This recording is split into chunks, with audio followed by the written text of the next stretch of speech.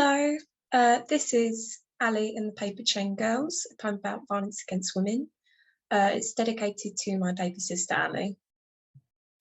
Okay. I'm terrified of becoming a paper girl, a girl that ends up in the paper's emphasis on the end. Sometimes I have nightmares about blank paperchain women, all lined up in a row like unmarked gravestones. They're always stuck like that, hands blended together, stories and names blended together. Mary Ann Nichols, Wilma McCann, Sarah Everard. Before I knew better, I used to find the walk home from college boring. I wish I still found the walk home from college boring. Now the fear is rooted in me like a paper cut. I fear hands sticking into me like splinters. I pretend to read dog-eared paperbacks on trains so men don't try to talk to me. When I was 15, a 50-year-old man wouldn't leave me alone on the tube. He told me I had sexy legs. I was wearing my school uniform in case you were wondering. I know you were wondering, already trying to come up with a reason as to why it was my fault. Maybe it was my fault. And I fear alleyways.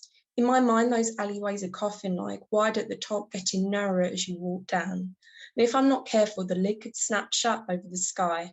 Sarah knew the sound of that lid, the sound that reduced her to a headline. Sometimes I dream of her face. Well, not her face, the face in the paper that is not her, but might as well be her now. What's black, white, and red all over? There's actually two answers to the age-old joke. Answer number one, a newspaper. Answer number two, the dead girl on the cover. A newspaper, you see, is black, white, and red all over, whilst the dead girl is black, white, and red all over, red-handed. She's always found guilty of being too slutty, too stupid. She was probably walking down the wrong street. She should have ignored him. She should have said thank you. She's always black and white because she's stuck in ink.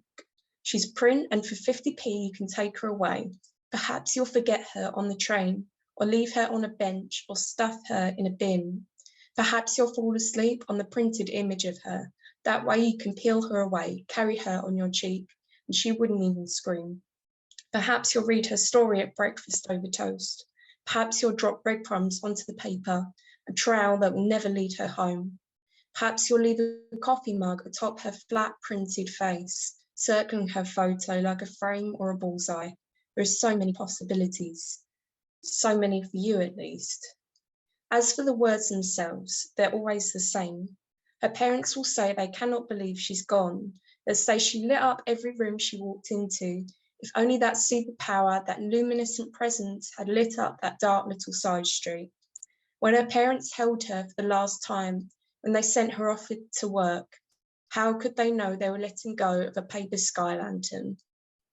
How could they know that she would drift off into the night? How could they guess that she would be found on the ground days later with a fire that once propelled her to the sky, to the stars, completely snuffed out?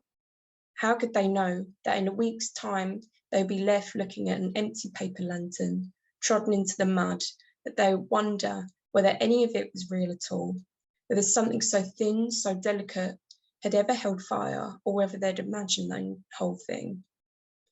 My sister does not yet fear becoming a paper girl. Allie, she's too young, but one day I'll have to have a chat with her about where to aim, about how to hold her keys in between her fingers. I just can't bear to do it yet. How do you tell a 10-year-old about the men who will shred her body with their eyes, who will look at her and see a collection of body parts and not a person, not a child? She's free right now, and I can't quite bring myself to cut that time short. For now, I just want her to sleep well, free from dreams about paper chain girls. Thank you.